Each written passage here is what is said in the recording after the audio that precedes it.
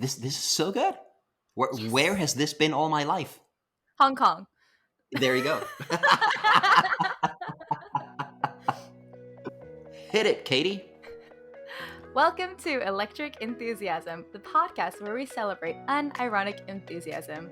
I'm the original fusion food, Katie Cobalt. Yes, you are. And I'm Alexander Kjolf, and I would rather drink tea than spill tea. Oh, I like that. I like that. Also, who doesn't love a good cup of tea? Exactly. So, Alex, tell me, how does this work? In each episode, one of us prepares a topic that they are super excited about and will do their level best to spread that enthusiasm to the other host and to you, the listener. Sometimes we have guests on who are really excited about something that we know nearly nothing about. We also have the moment of meta, where we get enthusiastic about enthusiasm itself and talk a little bit about why enthusiasm matters and how to live a more enthusiastic life. And we really want to hear what you're enthusiastic about these days. Visit our website, electricenthusiasm.com, or our Instagram, @electricenthusiasm, and tell us what you're excited about these days. Or you could even, if you want to, plain old send us an email at hello@electricenthusiasm.com and tell us all about it. Okay, I'm very excited. Today we're talking about something that's very close to my heart. I wanted to ask you, Katie, could I try to pronounce it Yeah, sure, and go see for it. how much I can mess it up? I'm so curious. Okay, how do you think you Okay. pronounce the name of today's topic? I'm guessing Cha Chaan Teng. You're not far off. Okay. Cha Chaan Teng. Cha Chaan Teng. What's the Yeah. difference? Yeah? It's like an intonational difference. So, like Uh-huh. many Chinese dialects, Cantonese is a tonal language, which means each sound can be pronounced 8 different ways and therefore has a different meaning depending on how you pronounce it. I will say my Cantonese is pretty horrendous. My defense for why it's terrible is I haven't lived here for 12 years, but Uh-huh. it was terrible before I left, so it's really not an excuse. Okay, fair enough. Say it one more time. Cha Chaan Teng. Cha Chaan Teng. Not Yeah. Tang. A It's, little it's bit, more of a T sound, right? yeah, and a little bit longer on the first word. Cha Cha Chaan Teng. Ba Chaan da Teng. da. Wa ba ba. It's a rhythm. It's like a song. If you think about Chinese, like you're Yeah? singing, you tend to Uh-huh. get the accent a bit better. Cha Chaan Teng. Yeah. Yeah. Yeah. Yeah. That's pretty good. That's still bad. So, Alex, we've had a little Chinese lesson. I'm Yes. curious, what do you know about the history of Hong Kong? Fifth grade level history, I guess. It used to be British and then it wasn't. And now, of course, there's a lot of unrest because the Chinese are muscling in. That about sum it up? I mean, that's pretty good summary. I'm going to take that. Okay, so you are completely right. Hong Kong was a British colony, and it was a dependent territory in the British Empire from 1841 to 1997. So we had about 156 years of colonial rule. Mhm. What do you know about Hong Kong food? Do you know anything about our food culture? A little bit, because I've been there. Yee! I forgot that you've been here. Yes. So what did you have while you were here? Of course, the goose, Yes.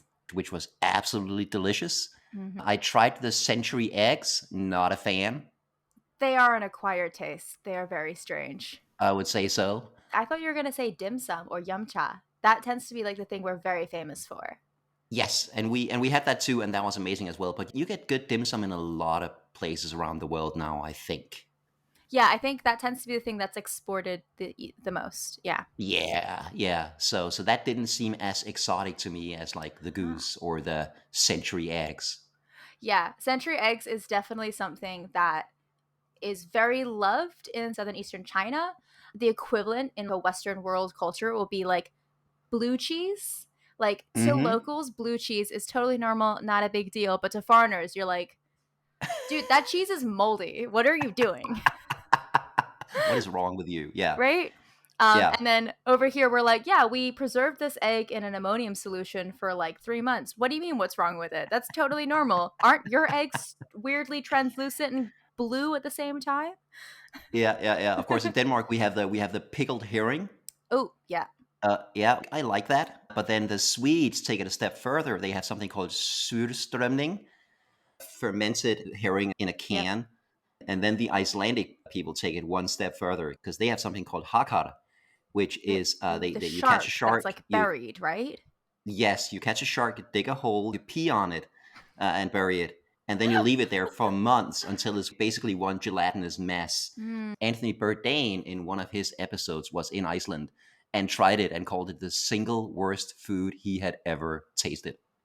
And he's eaten a lot of weird stuff, that guy did. He really Oh explored yeah. the globe of weird food. Coming from him, that means something. When you were in Hong Kong, did you manage to get an understanding for how much we Hong Kong people love food? We love thinking about it, we love talking about it, we love debating which restaurant to go to is a very big thing here. Like, did you get Mm-hmm. that sense from the people that you met while you were here? Oh, absolutely. Absolutely. People were so happy to tell me about their favorite food. I really got a sense that food is a big freaking deal in Hong Kong, which I can definitely relate to. Some people eat to live and some people live to eat. Yep. I'm in the latter category.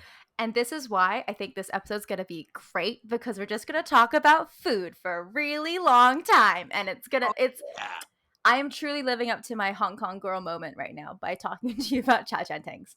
Okay, so let's do our favorite thing, like a little bit of facts first. Yes. Hong Kong was a British colony. The British people, not only did they bring over horse racing and the metro, they also brought over Western food. Starting in 1841, there were Western full-service restaurants in Hong Kong that were completely inaccessible to locals. For example, in the 1920s, dining in a modern Western restaurant could cost you about 10 Hong Kong dollars. I know Uh-huh. that sounds very affordable. Remember, a working local, an average Chinese person, is earning between 15 to maybe $50 a month. So to have a single meal cost 10 bucks? Like, no, not an No. option. Not an No. option for locals. Nope. But there was this like intrigue, right? These British people, they've come over, they brought this food, and like you can work at the restaurants, you can look in at the windows, you can see what's going on, even though the way their kitchens are set up is completely different. So after Mm-hmm. World War II, locals started setting up their own Western style restaurants aimed at the local population, but Ah, more affordable. So right. there's this one Hong Kong based chef who describes Cha Chaan Teng food. Sometimes it's called soy sauce Western food, as being like a Chinese person looking through the window at a Western restaurant and being like, yo, I got this. And then just like going on, riffing on that idea. Like, they didn't really taste the food, they just saw it. And they're like, oh, Yeah. we can do this. Yeah. We could totally do this. How So hard can it be? yeah, and it leads to some really exciting and really interesting approaches to quote unquote Western food, but using very Asian techniques and using ingredients that are affordable and available at the time. So Huh. we're going to go into what you can find at a modern Cha Cha Teng, but I want to talk a little bit more about like why they are so special.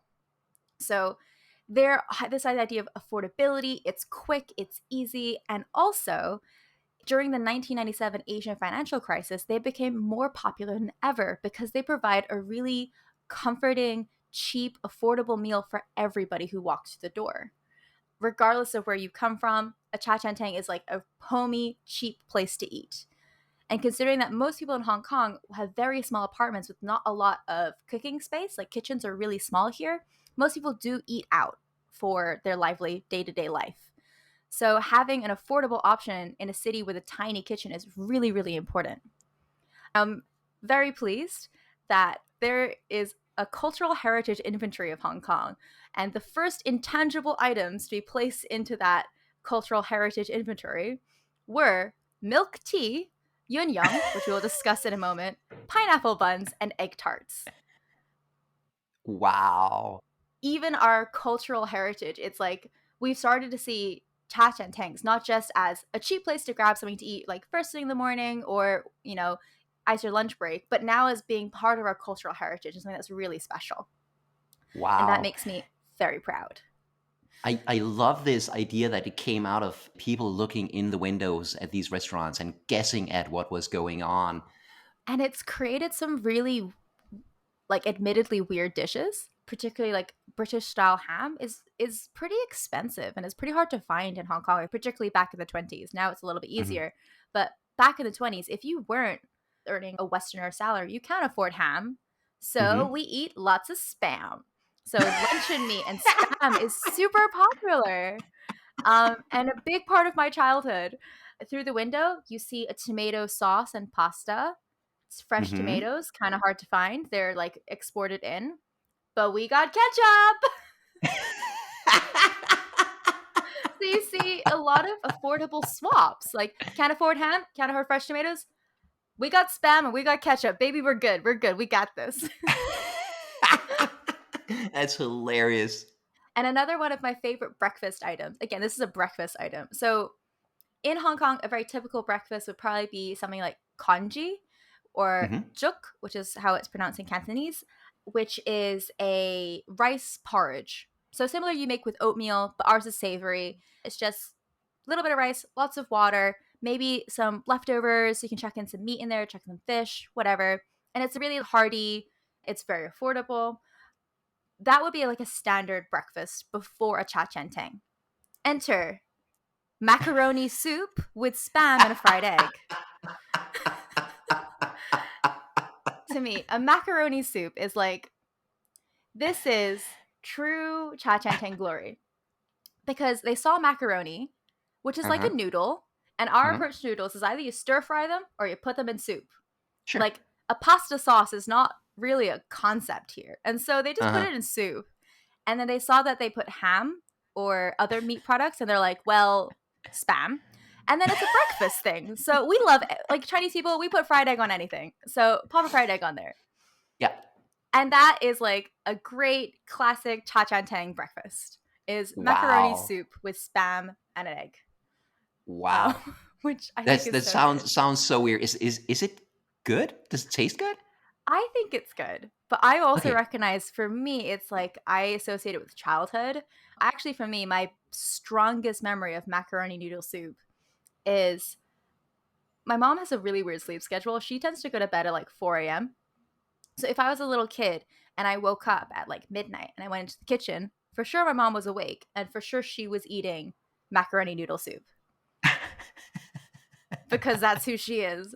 Which means that I would then beg for a bowl as well. So we'd share a bowl of macaroni noodle soup together at like midnight. So that's my memory Aw. of macaroni soup. So for me, it's Yeah. like it tastes like home. It tastes very comforting. I also recognize it's super weird to people who did not grow up in Hong Kong. Too true. Yeah. Now I'm kind of bummed that we didn't try that when we were there. Yeah. Next time you come back, I'm taking you to a Cha Chaan Teng. We're going to have a weird breakfast together and it'll be fun. Yes. In addition to having like a normal cooked hot meal, you can also find lots of sweet treats at Cha Chaan Tengs. We have our own approach to French toast. The French toast is very thick cut French Mhm. toast. So maybe think 3 slices of normal bread. Layered in between is peanut butter, Ooh. and then the custard that you dip the French toast in before you fry it. Yeah. Very commonly in Hong Kong, you'll just have straight eggs and salt. Like, it's a little bit savory. And Huh. then you deep fry that motherfucker. Oh yeah. So you have like a peanut butter stuffed, really thick French toast, deep fried, served traditionally with butter and condensed milk. I will No also accept way. honey, but it has to be condensed milk for me. Like, I want condensed milk on my French toast. Hang on, got to go online and look for plane tickets. Let's see, Copenhagen, Hong Kong. My mouth is watering right now. That's what this episode's here for. We Holy also crap! have some other baked goods. Pineapple buns are very popular here, which is kind of like a brioche style bread. So like in a rich dough bread with like Mhm. a crunchy topping, a little bit like craquelin, Uh-huh. which is very popular. Has no pineapple in it whatsoever. I don't think any fruit has ever touched it. And yet, pineapple buns. Okay. And now my personal favorite, because the way that Mm. this recipe has traveled makes me laugh so hard. Have you ever had a Portuguese custard egg tart? I have actually, and I've had them in Macau, of all places. Yeah. Can you please describe to me what is that tart? Like, what does it look like? What is a pastry? How is it? What's the flavor profile? Can you describe that tart Oh, for me? it is amazing. So it's this pastry shell that's crunchy but very light at the same time. And then you have this custard filling that is sweet but not too sweet. The whole thing has a salty, sweet flavor profile. I think it's just super satisfying, and yeah, no, I love those so much. And I've had them. it's burnished on the top, right? The dark, it's like Yeah, got like dark patches. yes, a little bit burned here and there, Yeah. which just tastes amazing, in my opinion. Yeah, no, those are S- fantastic. So what I love about this recipe is that it went from Portugal to the Portuguese colony of Macau, which is where you had Hmm. them. Yeah, Recipe virtually unchanged. That's like what? Over 9,000 kilometers it had to travel. yeah. Unchanged. The journey across the harbor to Hong Kong, radically different tart, Also, right? they're different in Hong Kong. They're completely different in Hong Kong. No way. So, what are they like? The pastry crust is a lot lighter. It's baked for less time, so you get less of that Maillard reaction. Some people Hmm. do like a flaky crust. Some people do like a short crust. It's kind of like what you find in an English pie. The custard is less eggy, even less sweet than the Portuguese ones, and Hmm. completely yellow on top. There's no burnished edges or anything. Uh huh. It's a different pastry, but I just love it. Made it. Portugal, Macau, same thing. Macau, Hong Kong, what? No, sorry, baby. We gotta change it up. Right. Is that because there's a little bit of rivalry between Hong Kong and Macau, and the Hong Kongers were like, no, we got to do our own thing. We can't just admit that theirs is actually pretty good. We have to create our own version, or what's going on um, here? I think it's a little bit more like they've modified it for local tastes. I think in Oh. Macau, they were much more adopting of Portuguese culture versus in Hong Kong, we adopted more British sensibilities. And so Ah. they look like a British like lemon tart or something, and then they taste very eggy and very mild. I could imagine like the British looking at those Portuguese egg tarts and going, these are nice, but they'd be nicer if they had less flavor. It's funny because it's true. That's what they are like. That's one of my favorite things to get at Cha Chaan Teng is to get, actually, to be honest, not even at a Cha Chaan Teng, at any opportunity, if there's an option to get egg tarts. We call them dan tat. Any opportunity for dan tat is a great opportunity for me. I love that. Okay, Yes. so we've talked about the food. Hmm. Cha Chaan Teng actually translates to tea restaurant. Cha is tea. So there's lots of different drinks Ah. and teas that you can have at a Cha Chaan Teng. Hmm. So when you arrive at a Cha Chaan Teng and you sit down, within about 5 to 6 seconds, the staff will bring you a cup of tea. If you wait about 10 seconds, you should leave. That's not a good Cha Chaan Teng. And this tea is sometimes called crystal tea Hmm. because it's really, really mild.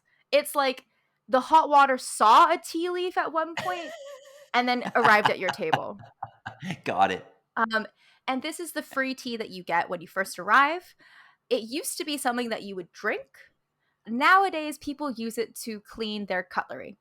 And so if you go to a Cha Chaan Teng or if you go for dim sum and you start drinking the tea that you get, like the crystal tea, people will think you're weird because that's really there now to clean stuff. Um, Oh man, I'm trying to remember back to our stay if we ever got that free tea and actually drank it. I don't think so, but it yeah. could have happened, I It's guess. definitely a thing in Cha Chaan Tangs and dim sum. They'll give you Right. like dim sum. You'll get like a big bowl and a pot of hot water, and that's to quote unquote clean your stuff. Yeah. And when you go to Cha Cha Chang, the first cup of tea you get is not for drinking; it's for cleaning. Don't drink that. It's weird. Got it. Maybe we're weird, but here in Copenhagen, the restaurants clean the cutlery before they bring it to you. Oh yeah, no, the cutlery is all clean. People just do that anyways. I don't. It's a very Hong Kong thing. It's not something I necessarily Yeah. understand, but I do it Yeah. anyways. So Okay. that's the crystal tea. Then you Hmm. have yun yang, which is I don't like it because I don't like coffee, but it's Hmm. made from a mixture of 3 parts coffee and 7 parts milk tea. Yeah. And it's, So wait. Mix of coffee and tea. yes, in the same cup, often with evaporated milk or condensed milk. That sounds so weird. Is It's that? super weird. I don't like coffee, so I've never had it. Apparently it's good. I don't know. In Chinese medicine, some foodstuffs are considered hot and some foodstuffs are considered cold. It has Mhm. absolutely nothing to do with temperature and more to do with the energy flow of that particular item. For example, a hot winter melon soup will be a cold thing, but then a cold cup of coffee is a hot thing. It's one of those things that I've heard about my entire life. My mother, when I'm feeling ill, will tell me I can eat certain things or not eat certain things because they're hot or cold, and nothing to do with temperature. But Right. because coffee is hot and tea is cold, when you mix them, it has the best combination. And so it's considered, like, to traditional Chinese medicine practitioners, yun yang is like very good for your balance of your body. Yeah, new Chinese facts that you did not know you needed not to know. To be honest, you don't need this. This sounds weird. It's easy to laugh at like traditional beliefs about food and medicine, that kind of thing. And you could laugh at traditional Chinese medicine or Ayurvedic tradition in India. But Mm. in the West right now, there are so many people talking about superfoods. Like, Oh, if you want to yeah. be super healthy, supposedly blueberries are a superfood, chocolate is a superfood, kale is a superfood. There are no superfoods. I talked to a guy I know who has a master's degree in nutrition.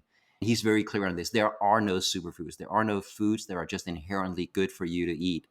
It's all a myth. You can scoff at the ancient traditions, but Yeah. we're no better in modern times in the West. That's very true. It's very true. I also think it's quite funny, like the whole activated charcoal fad that came around. Oh man. Um, like at least thinking that a food has heat or food has cool properties, at least that's not going to deactivate any medication you might have in your system. Because sometimes Yes. activated charcoal can do that, which is so bad. PSA: Not what if you you're want. on anti-anxiety meds, don't eat activated charcoal. That's a really bad combination. Yep. Okay, and the final, most iconic aspect of a Cha Chaan Teng is something that I asked you to prepare today, Yes. which is a Hong Kong style milk tea. Mm-hmm. This is arguably the most popular drink in Hong Kong. Would you like to learn how to say it in Chinese? Yes. So if you want it hot, you're just going to say lai cha. Lai cha. If you want it cold, you would say Mm-hmm. dong lai cha. Was fung or thung? What's Dong. that? Dong. D-O-N-G. Mm. Dong lai cha. Yeah, nice. Hey, that felt good. Yeah, I normally get dong lai cha because Yeah. Hong Kong is exceedingly warm all the time. Yeah. So I normally go for Yeah. the cold option. So that's my preference. But Mm-hmm. it's generally the strongest brewed tea you can make Yep. that's poured multiple times from one pitcher to another, ideally through a sackcloth to filter out Mm-hmm. the tea leaves, which sometimes looks like a pair of pantyhose. Yep. So sometimes this tea has the nickname silk stocking tea or silk stocking milk tea. And Mm-hmm. the idea is to brew it for a really long time so you get a very, very strong flavor of tea. And different Cha Chaan Tengs will have different tea mixes. And it's all like a very closely guarded secret about how much Ceylon, how much Earl Grey, how much Pu'er. It's like, it's the secret blend that makes this Cha Chaan Tang's milk tea Ooh. better than the next. But I did ask Ooh. you to make some, so I'm Yeah. curious. What are your thoughts on Hong Kong style milk tea? I haven't tried it yet. I thought I'd wait for the big reveal and pour a cup of tea right now. I should say you have also used evaporated milk with this or condensed milk, not real milk, right? Yes. Perfect. It's I have very right here. I important. have condensed milk. Excellent.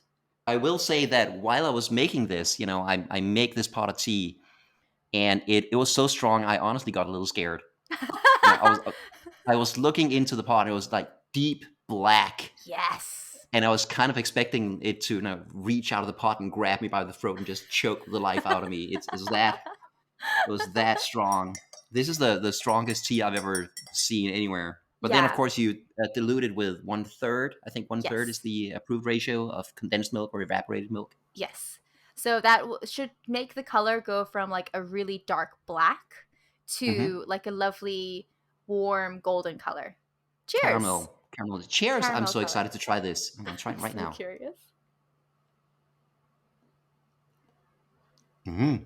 Okay, this is not bitter at all, Yes. considering how strong the tea was. It's very smooth. It's very creamy. Hmm. Um, would I be a bad person if I put some sugar in this? No, you wouldn't. That's definitely an option you can do. Okay, I'm gonna try that because I like my tea a little sweet, and Yep. this has a touch of sweetness from the condensed milk, but we're not using sweetened condensed milk, so it's not Yep. very sweet. I'm gonna try it with a little You can sugar. definitely put sugar in it. You'll often have sugar at the table of a Cha Chaan Teng, so you can add sugar.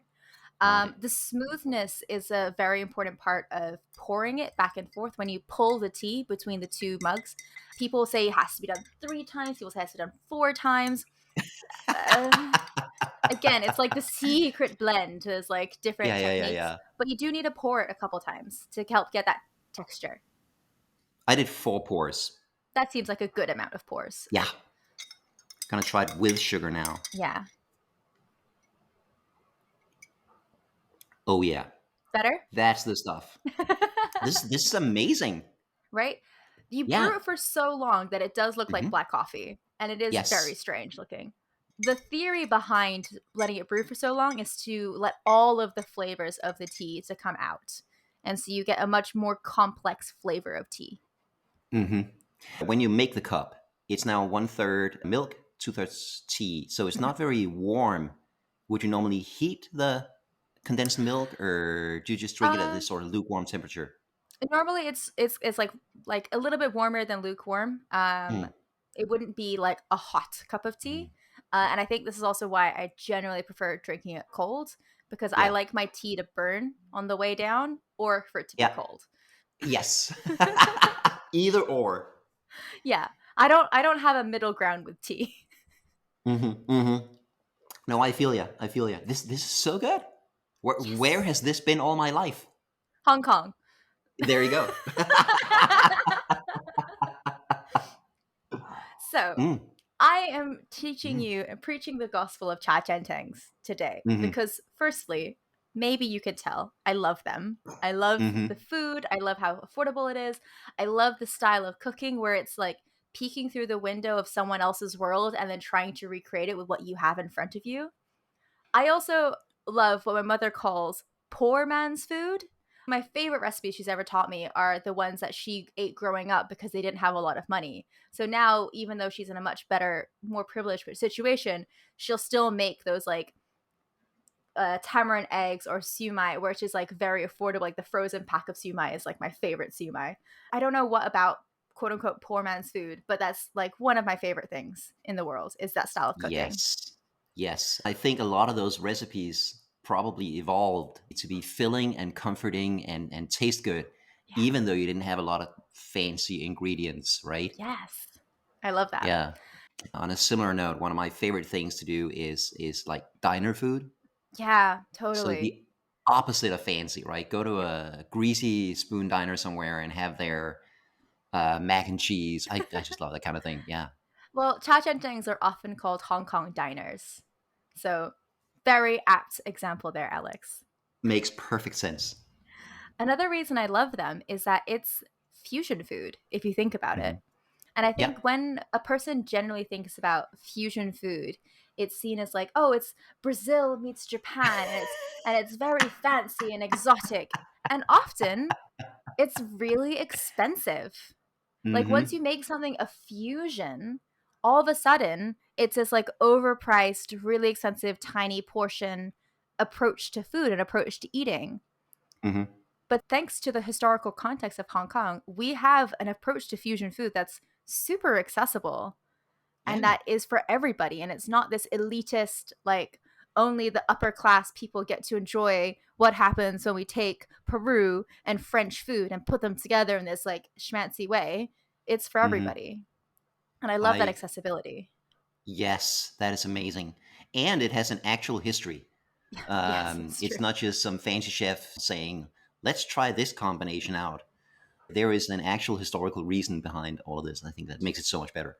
Plus, it's weird. and I love anything that's weird. Was It again, is weird, and I love that. yeah, macaroni soup or Oh yeah, fried egg. macaroni soup. Yeah, macaroni soup. Weird. So I love it. weird. Yeah. Or like pasta with tomato ketchup, another classic. Finally, one of the things that I struggled with living in Europe is that I missed food from home. I lived in Europe for 12 years. And when I was in London, it was pretty easy to find very good quality Hong Kong style dim sum or really good Chinese food. But I will say, I lived in Madrid, Amsterdam, and Torino, three cities which are fairly multicultural, but I couldn't find the things that made me feel homey Hmm. until I stopped thinking about dim sum and the difficult Cantonese foods. And like, where am I going to find a whole fresh fish for me to steam, and how am I going to eat all of it by myself? If I stopped thinking about that style of cooking and I thought about Cha Chaan Tengs, all of a sudden, home is so much easier to achieve. And Mm. therefore, I think if you're living maybe in Copenhagen, or if you're somewhere else in Europe or somewhere in America where you can't access maybe the right type of ingredients, maybe you can't find all of the stuff that you need for like fancy Chinese dishes. Like, I don't know if Sichuan peppercorns are available at most people's grocery stores, but they weren't at mine. Yeah. But because Cha Chaan Tangs are based around accessibility and they're based around things that you can just find easily, they're really accessible to try and make at home. Hmm.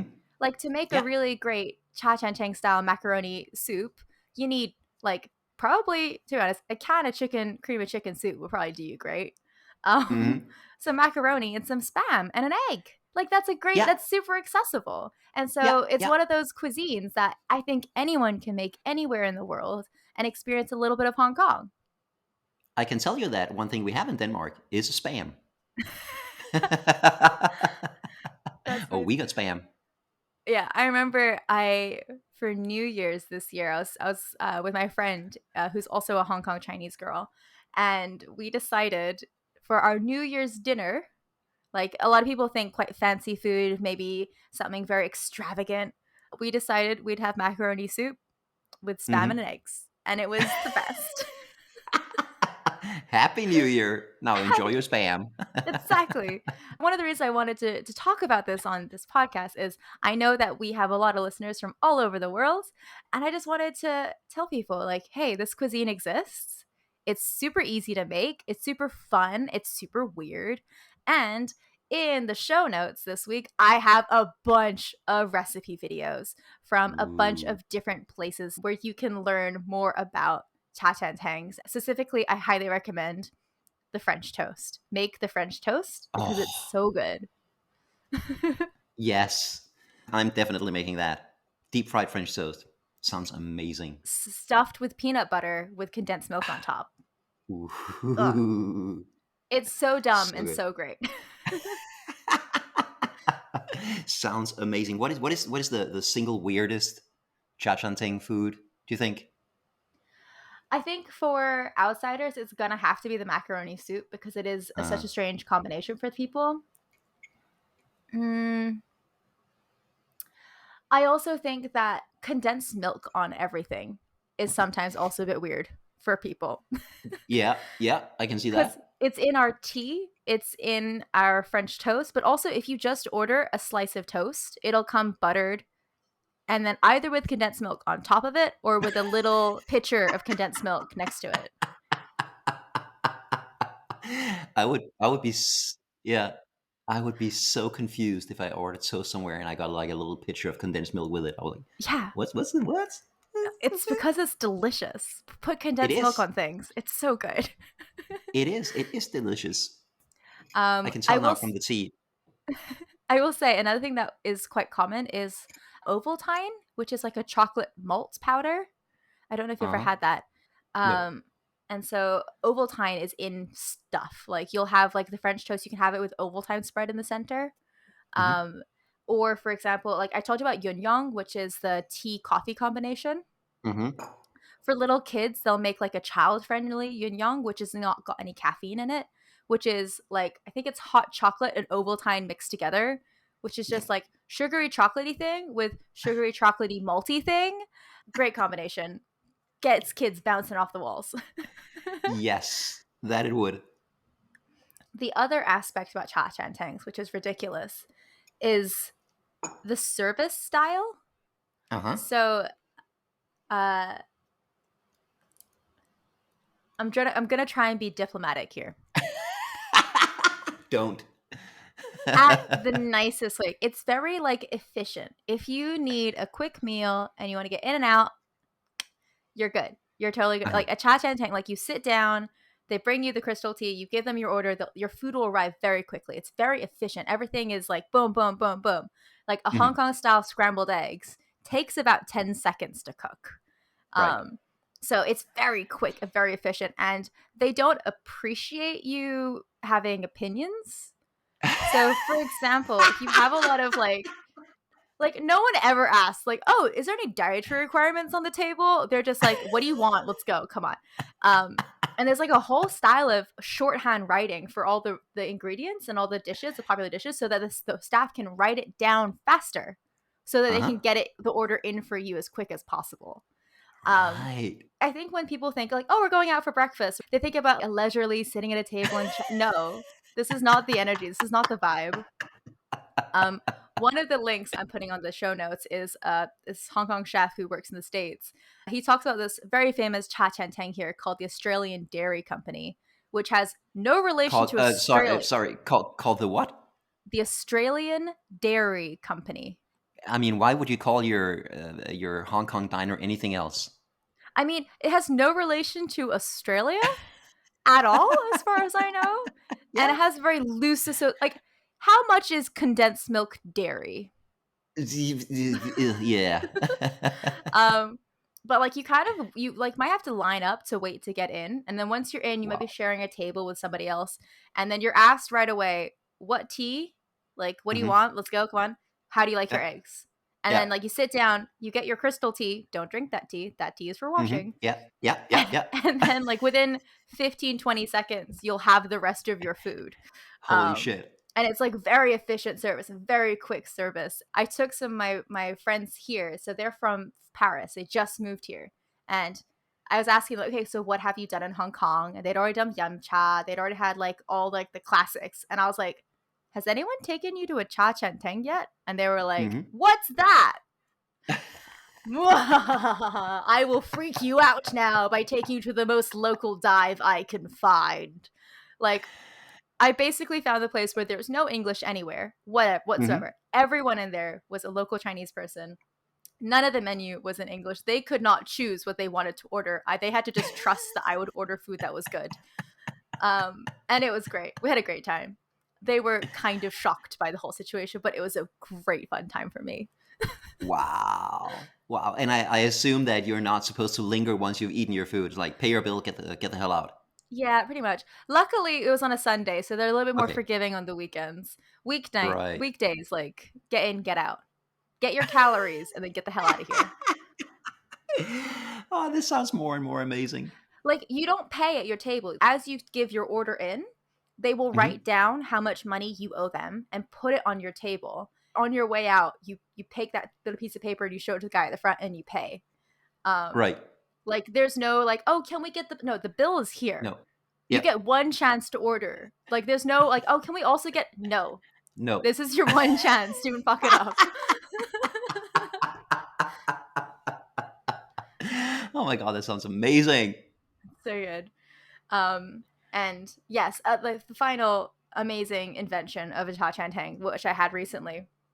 My friend and I wanted a place to hang out because it was really hot in Hong Kong. It was like 32 degrees the other day.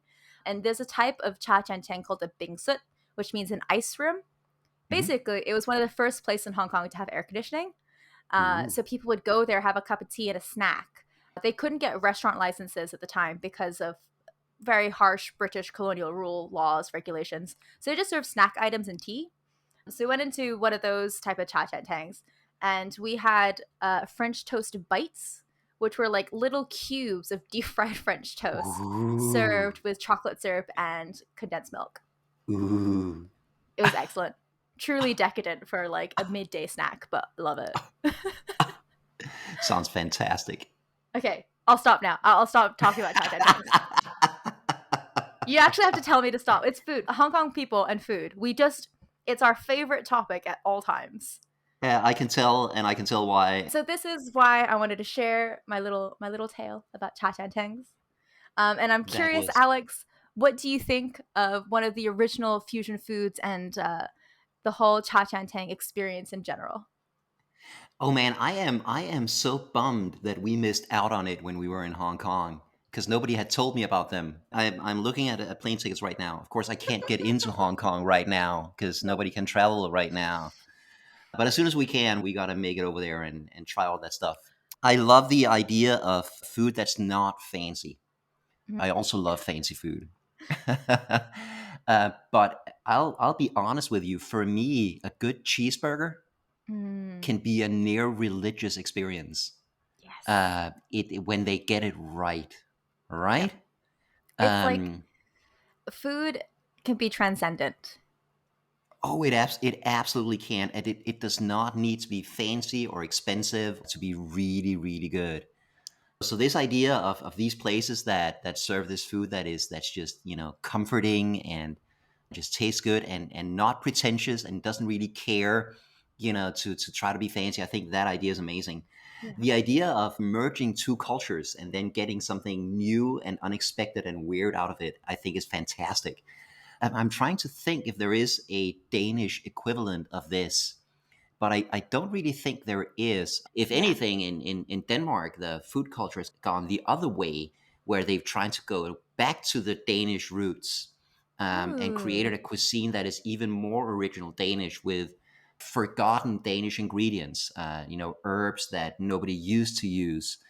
That style of food is amazing too, but there's none of that, game of telephone and misunderstandings Yeah. happening.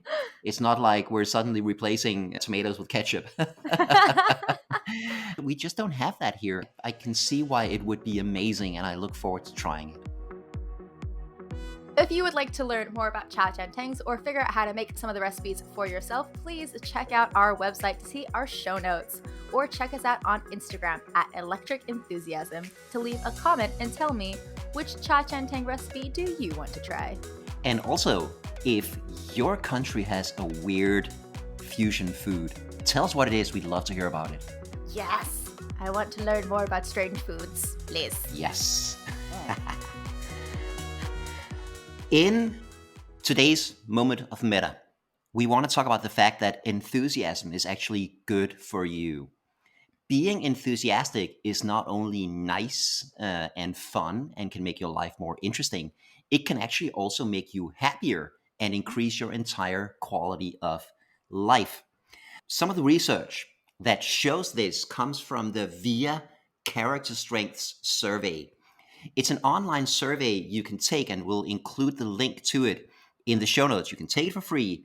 It takes about 10 minutes. You answer a lot of questions, and then it'll give you your top signature strengths, character strengths that you possess. The strengths can be things like creativity, perspective, social intelligence, and so on.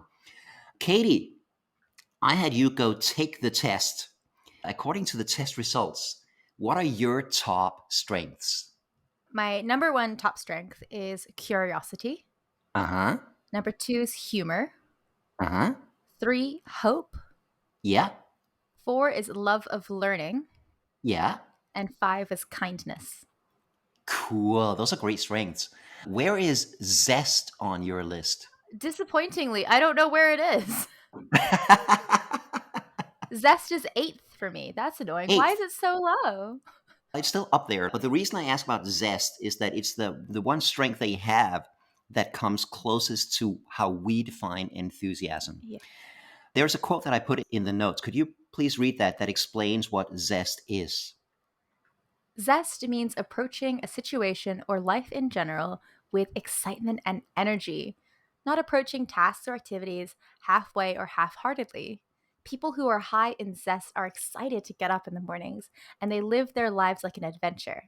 Zest is a dynamic strength that is directly related to physical and psychological wellness. This strength has the strongest ties to an overall life satisfaction and a life of engagement. I now know why I ranked poorly on Zest. I don't get up in the mornings. Like, there were a lot of questions about how you feel in the mornings. I am not a Yeah. morning person. Yes. I get it now. Makes sense. That probably explains it. Yeah. A lot of the questions about that are, yeah, do you wake up in the morning excited about the day ahead of you? And if you wake up in the morning, you're like, oh my God, it's morning. Yeah. Then you're not going to My score approach highly to on that. mornings is like, oh man, I wish I could sleep more. Like, I just really like sleep. I have creativity at number one, humor and love of learning. And then I have zest, and fairness is a big one for me. Mm, But I am a morning person. Probably that's what helps me out. yeah.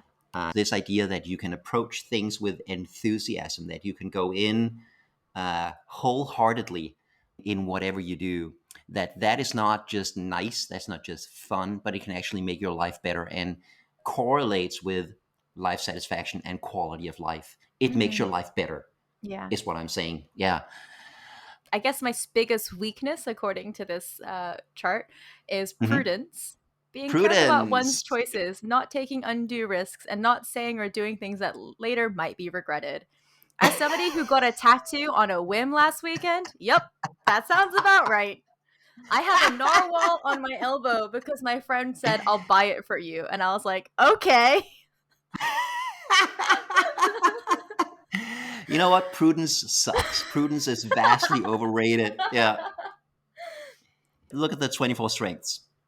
Do you want to Yeah. take a guess? My bottom strength, my least favorite strength. What do you think that might be? I feel like this is going to be Guess. such a read. I don't know. um, I'm looking at my bottom strengths because I'm just going to assume maybe Yeah. like self-regulation. Self-regulation. That's 22 out of 24. Mine's also 22. High There five. you go. You get one more guess, and then I'm telling you. Humility. Yes. That's 23 for me out of 24.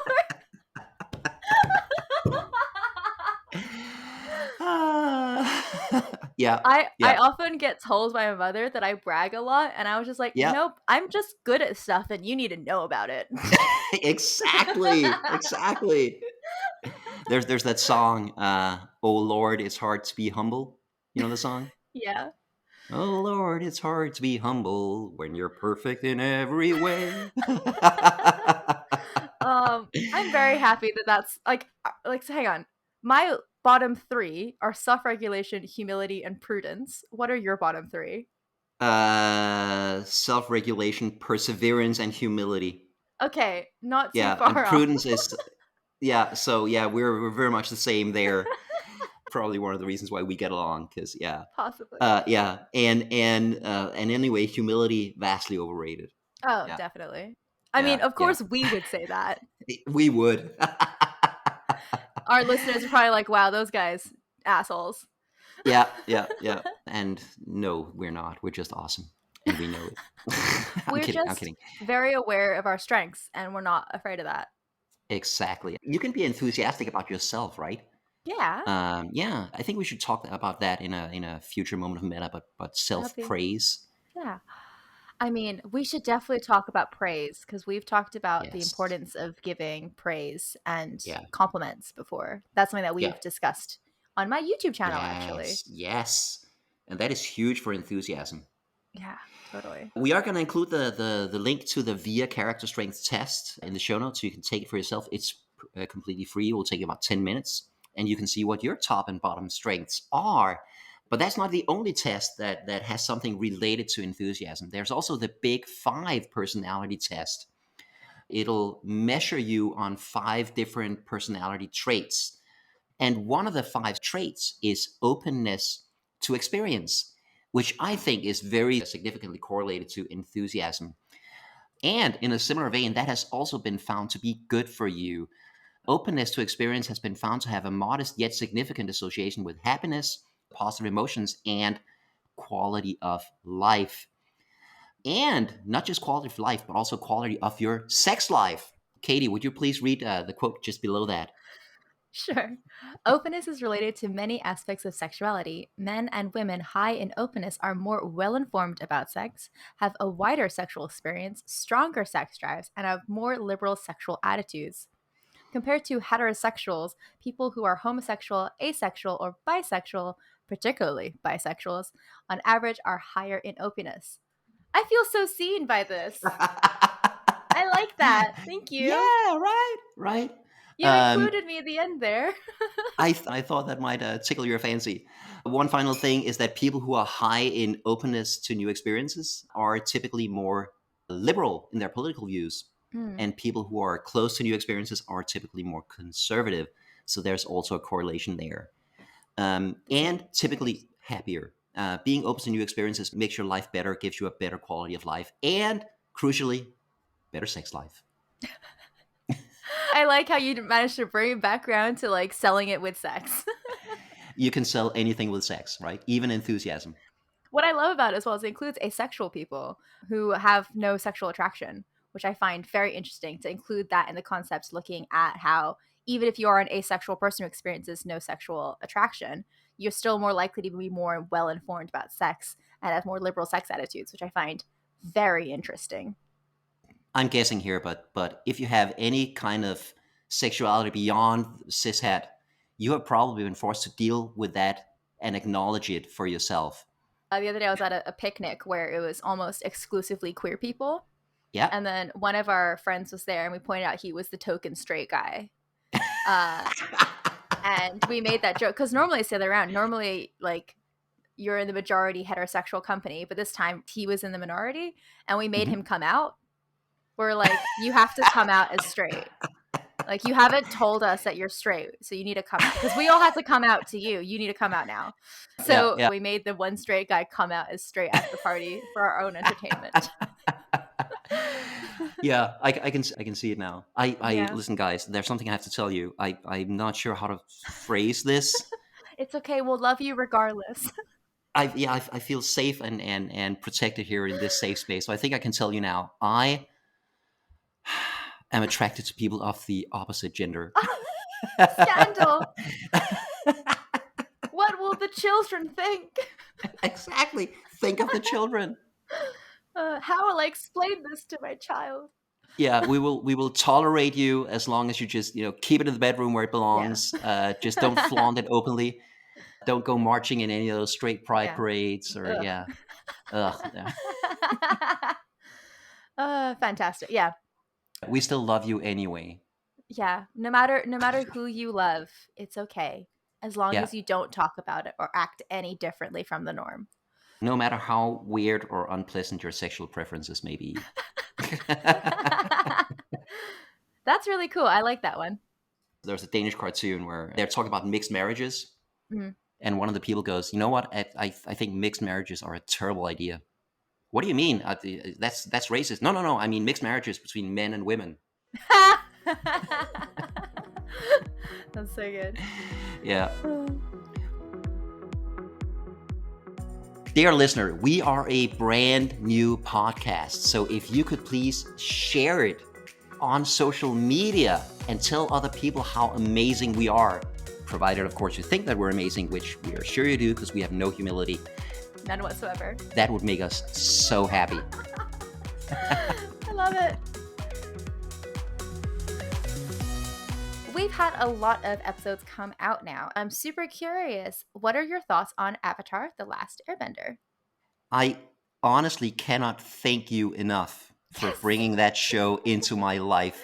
In that episode, after you talked about how great it was, I was excited. It's even better.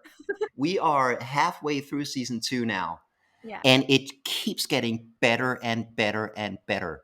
The humor, the stories, the characters, it's so good. I love it so much. We're having a blast watching it. We watched 4 episodes in a row last night.